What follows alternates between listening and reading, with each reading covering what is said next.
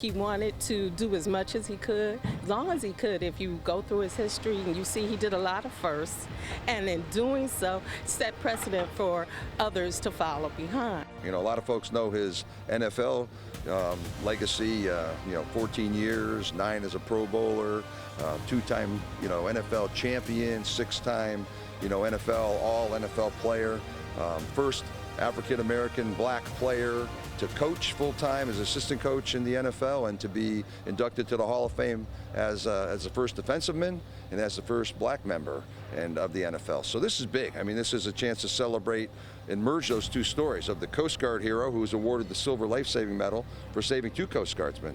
Emlen saved a machinist mate on board the USS Emlen that was attacked by a Japanese torpedo.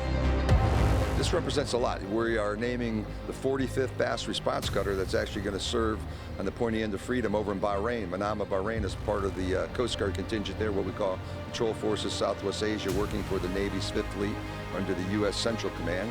And Emlen Tunnell's name will be on the stern of that vessel. Offense through defense is kind of the motto of the ship, and that's kind of the way he played football from what I understand. So I think having your name on a ship, that's a pretty big deal, right? So every time the ship communicates with another ship via the VHF radio, they're going to say, this is the Coast Guard cutter Emlen Tunnell, right? It's going to be repeated and repeated and repeated. That, why he was he was just a modest guy. He was a teammate. He was just a great human being. And I think that's to me, that's the commonality here. Here's this guy that probably didn't set out to be a trailblazer or break any glass ceilings. He was just a great human being that wanted to make a difference in the world.